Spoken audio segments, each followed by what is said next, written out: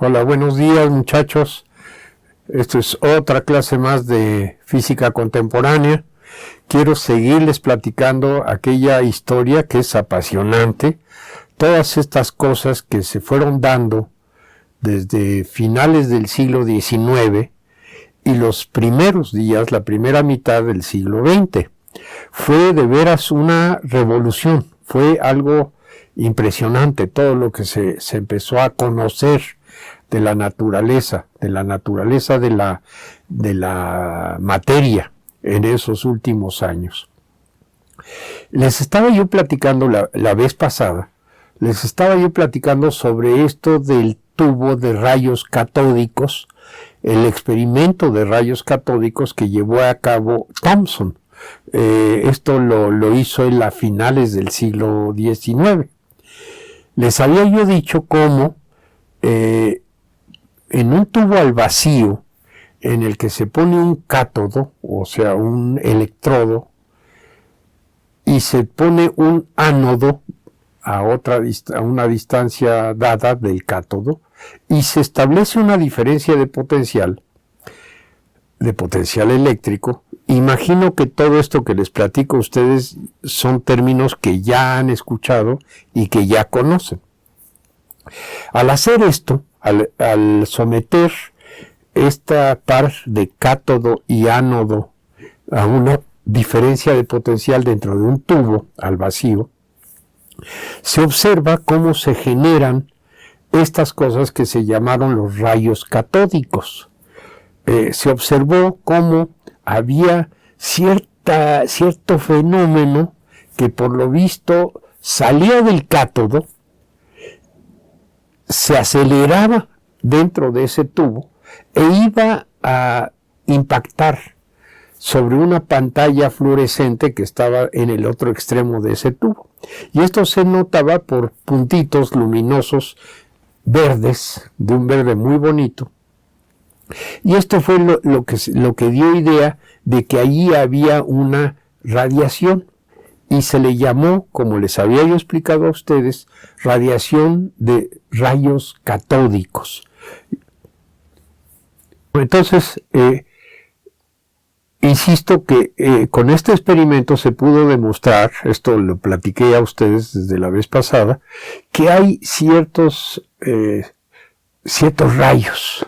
Les llamaron rayos catódicos porque eran rayos que emergían del cátodo. Esto es de la parte negativa de un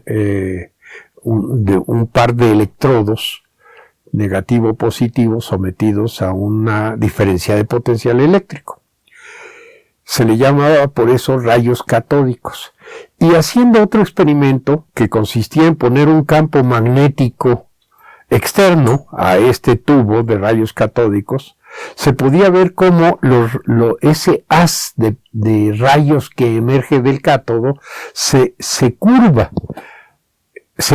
con un campo magnético.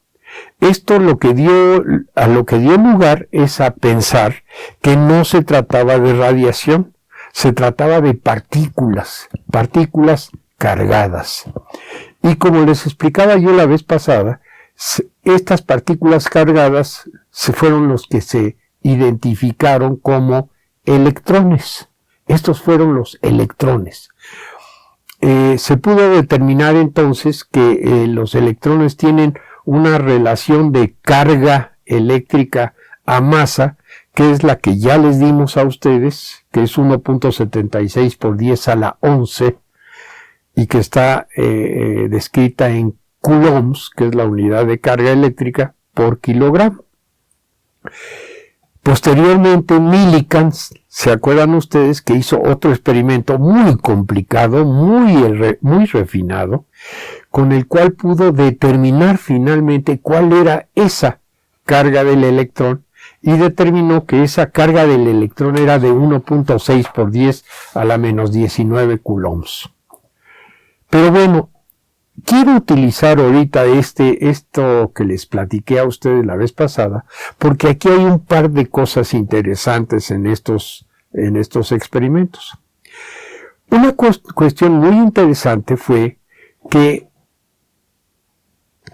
observándolo con mucho cuidado, ese mismo experimento de Thomson, se dieron cuenta de que había, así como había una radiación que emergía del cátodo y que iba hasta una pantalla fluorescente en el otro extremo de ese tubo al vacío, observaron que había también algo que emergía del ánodo, o sea, del otro polo de este arreglo, y que iba viajando hacia el cátodo. Esto es algo muy poco perceptible. Poca gente se dio cuenta de ello, pero se percataron de que existía una especie como de radiación secundaria que viajaba en sentido opuesto. Se le llamó a esta los rayos canales. Así como había los rayos catódicos, también se encontró que había los rayos canales. Y por supuesto se empezaron a hacer experimentos para determinar nuevamente de qué se trataban esos rayos canales. También se demostró que esos rayos canales no es radiación, también se vio que son partículas, pero ahora son partículas cargadas con una carga opuesta a la carga que se había encontrado antes, la de los electrones. Entonces estos rayos canales son partículas, pero partículas con carga positiva. A estos se les llamó protones, los protones.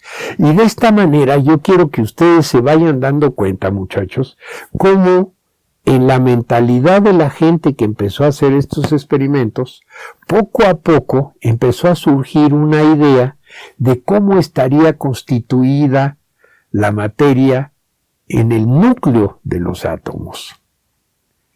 Pero no me quiero adelantar a esto, no me quiero adelantar. Hay otro experimento que creo que es muy importante también, y que este experimento lo llevó a cabo el propio Einstein.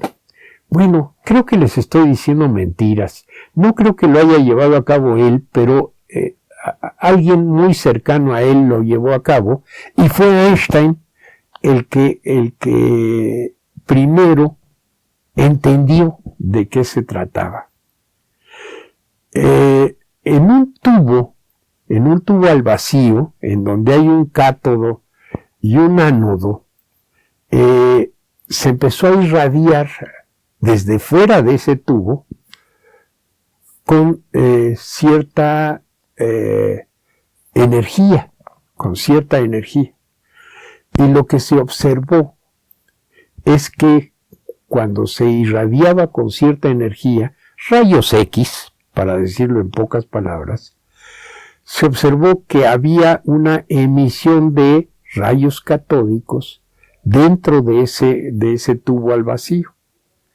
Entonces, aunque la energía potencial entre cátodo y ánodo no era demasiado grande, al irradiar el ánodo con luz de rayos X, ustedes saben que los rayos X pues son ondas electromagnéticas, como la luz, solo que mucho más energéticas, se observó que se generaban también electrones, que de ahí se desprendían electrones, de allí del interior. A este fenómeno se le conoció como el fenómeno fotoeléctrico, y consistió en que la luz, los rayos X, que incidían sobre cierta materia, hacía que se desprendieran electrones. Y se pudo hacer también el experimento al revés. Se pudo hacer el experimento de irradiar con electrones una placa y observar que de pronto emergía luz, rayos X. Entonces se dieron cuenta de que la luz tenía el efecto de remover electrones, o que los electrones tenían el efecto de irradiar luz al incidir en la materia. Esto fue entonces el efecto fotoeléctrico, y se pudo cuantificar. Y se pudo ver que los electrones salían con cierta energía, salían emitidos con cierta energía, y que esa energía con la que salían emitidos no era cualquier energía, sino que siempre había lo que le empezaron a llamar cuantos de energía. Entonces se vio que al irradiar con energía a la materia, se desprendían electrones. Y que la energía con la que salían esos electrones era proporcional a la frecuencia de la luz que se estaba haciendo incidir. Esto entonces fue lo que se llamó el efecto fotoeléctrico. Se empezó entonces a asociar a la luz, a la radiación, ciertas cualidades como energía, como momento lineal, como si la luz tuviese ciertas propiedades de partícula. No sé si ustedes se puedan ubicar en lo que empezó a pasar a finales de ese siglo, del siglo XIX, pero empezó a haber un conjunto de experimentos que la gente ni remotamente había tenido antes idea de la existencia de estos efectos y que empezaron a dar información sobre la constitución íntima de la materia. Y en particular, lo que se llama el efecto fotoeléctrico, es el que dice que la luz, cualquiera que sea el color o la frecuencia de la luz, tiene propiedades de partícula, tiene cierta cantidad de energía, y esa cantidad de energía es siempre un múltiplo de una cierta constante. Esa constante la había determinado tiempo atrás Planck. Había determinado que esa constante era un valor fijo, que la energía que irradia la luz, la energía que irradia la materia, cuando se ilumina, es siempre un múltiplo entero, es un múltiplo de cierta constante, no es entero. Hoy estoy diciendo tonterías. Es un múltiplo de una constante, a la que se le llama la constante de Planck, y que es igual al producto de esa constante, la constante de Planck, que desde entonces se llama H minúscula, es un múltiplo de H minúscula por la frecuencia que tiene la luz. Bueno, entonces ojalá que les esté yo dando a ustedes una imagen adecuada de lo que empezó a ocurrir en aquella época. Con el efecto fotoeléctrico se pudo ver que la luz tiene ciertas características como si fuera una partícula, que viaja por el espacio y que tiene cierta cantidad de energía. Y la energía que tiene esa partícula, que por cierto se le llamó fotón, esa energía que tiene esa partícula es el producto de una constante por la frecuencia. Esto fue un hallazgo formidable. Esta idea trajo de cabeza a mucha gente durante algún tiempo. La luz, entonces, ¿qué es? ¿Es algo que es puramente ondulatorio? ¿O la luz es algo que tiene características de corpúsculo? Y entonces fue otro señor de Broglie, Luis de Broglie, que dijo, bueno, la luz tiene propiedades de las dos cosas. Tiene propiedades ondulatorias y tiene propiedades corpusculares. Y con el efecto fotoeléctrico quedó claro que la luz tiene esas propiedades corpusculares. Yo quisiera pedirle a ustedes, muchachos, que me están escuchando, que me hagan el favor de investigar sobre estas cosas. Por favor, métanse ustedes a internet, busquen, métanse a algunos de los libros que les hemos proporcionado a ustedes en la bibliografía y busquen lo que fue el efecto fotoeléctrico. Y busquen también lo que fue la hipótesis corpuscular de Louis de Broglie, en donde empezó a proponer que la luz tiene cualidades de corpúsculo y de onda al mismo tiempo. Por favor, métanse en eso. Y dense cuenta de que esto empezó a ser como información que llegó a la cabeza de muchos científicos, muchos físicos, y que empezaron a tratar de desmadejar esa información y trataron de hallar alguna explicación para todo esto. El propio Einstein fue el que describió matemáticamente cómo era esto del efecto fotoeléctrico. Y cuentan las malas lenguas, me salgo un poquito del tema para platicarles, que a Einstein, que estaba metido en la teoría de la relatividad especial y posteriormente en la teoría de la relatividad general, todo el mundo decía que a Einstein le tenían que dar el premio Nobel por aquellos hallazgos.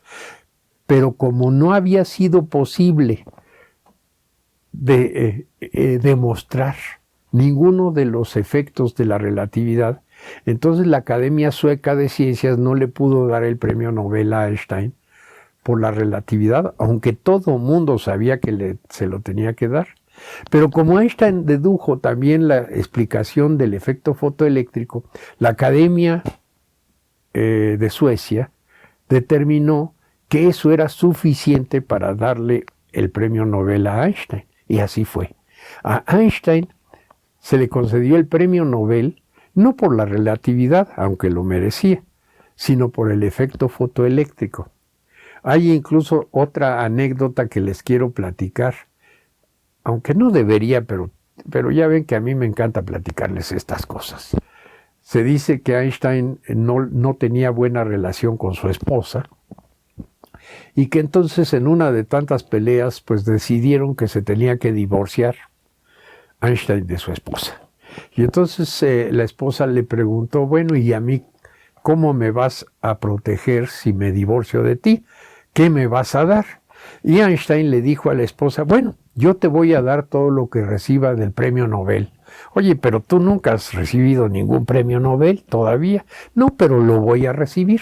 Y lo que yo reciba del premio Nobel te lo voy a dar a ti. Y dicho y hecho, en 1919 se determinó que a Einstein se le tenía que otorgar el premio Nobel por el efecto fotoeléctrico. Y el monto del premio Nobel, lo que recibió en efectivo Einstein por el premio Nobel, efectivamente lo puso en la cuenta de su ex esposa, y de esa manera quedaron todos felices y contentos. Pero bueno, vuelvo a mi relato con ustedes. Perdónenme que les platique yo de estas cosas, pero creo que son cuestiones interesantes, entre otras cosas, porque le hacen ver a ustedes cómo Einstein pues era un individuo de carne y hueso igual que nosotros, con las mismas debilidades y fortalezas que tenemos todos. Einstein entonces fue el que propuso una explicación para el efecto fotoeléctrico y posteriormente otro personaje de nuestra historia, un señor de apellido Compton, pudo demostrar que el efecto fotoeléctrico podía tener otras implicaciones.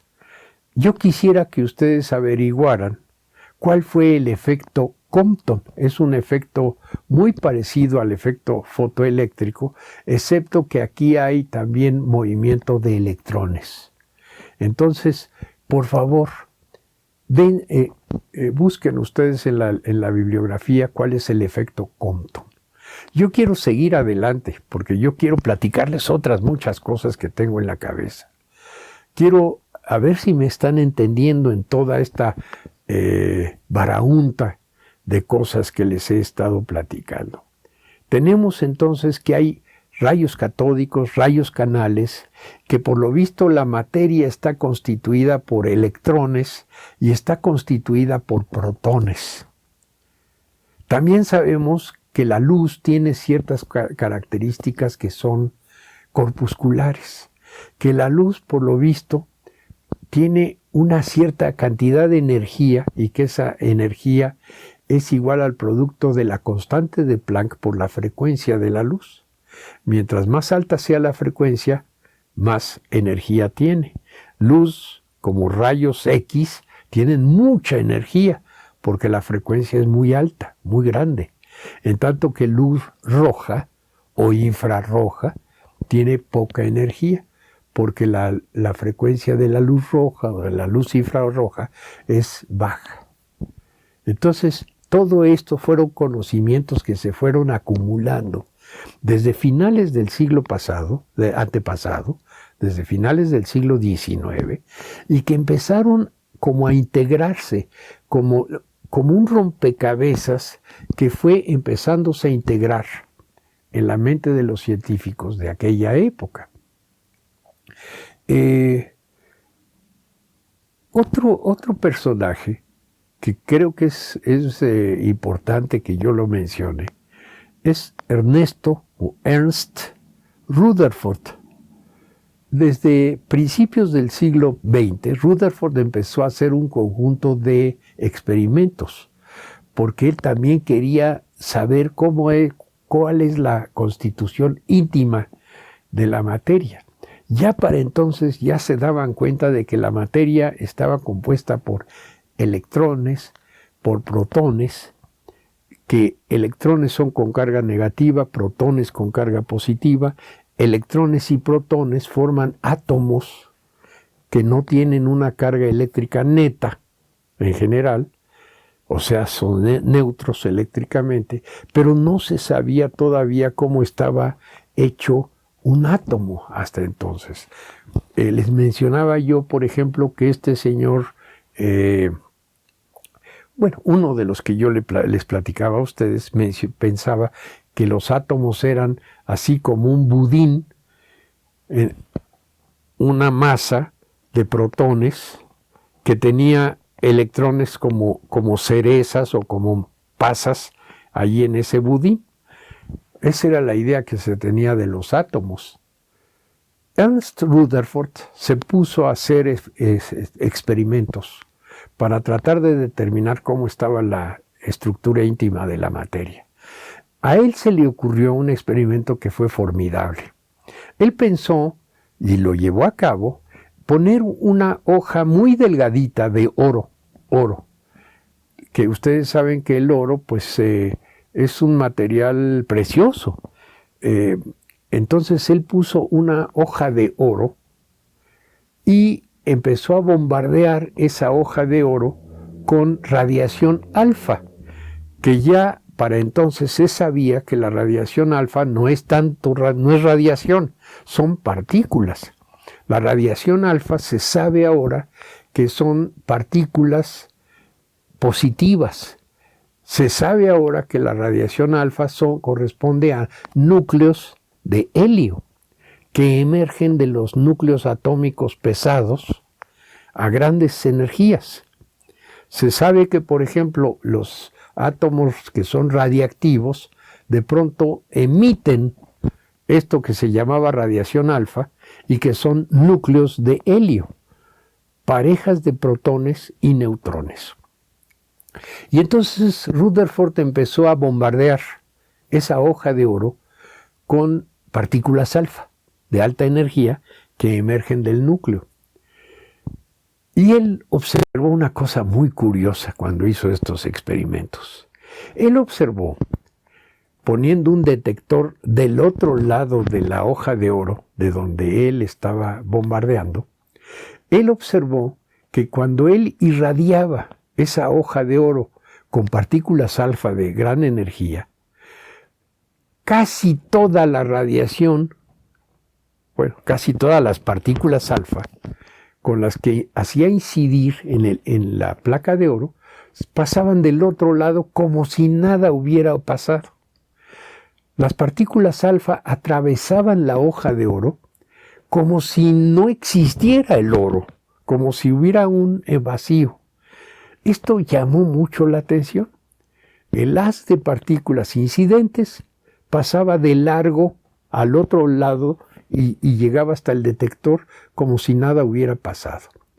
Observó también que había unas cuantas partículas unas cuantas, una proporción menor, que no salían exactamente como habían entrado a la hoja de oro, sino que se veían dispersadas. Había una dispersión de partículas alfa que salían así como un haz, como un abanico del otro lado de la hoja de oro. Mucho menos. Y mucho menos unas cuantas partículas alfa rebotaban de la hoja de oro y salían en direcciones opuestas a la dirección incidente. Esto llevó a Rutherford, Ernest Rutherford, a pensar en varias cosas muy interesantes. Lo primero que él llegó a pensar, al ver ese haz de partículas alfa que se seguía de frente y atravesaba la hoja de oro como si no existiera la hoja de oro, él se pudo imaginar que entonces los átomos son espacio vacío en su más grande extensión,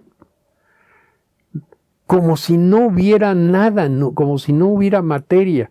El haz se seguía de frente. Esto quiere decir que había enormes, entre comillas, enormes espacios vacíos dentro de los átomos. Observó también la dispersión de las partículas alfa y entonces se pudo dar cuenta de que la dispersión de las partículas alfa, esas cuantas partículas que salían como abanico del otro lado de la placa de oro, podía entenderse como una repulsión electrostática, como que las partículas alfa que tienen carga positiva se habían encontrado de pronto, por chiripa, con alguna otra partícula ahí en el oro, que también tenía carga positiva y que repele a las partículas alfa. De manera que entonces al incidir las partículas alfa se veían dispersadas por los núcleos de los átomos.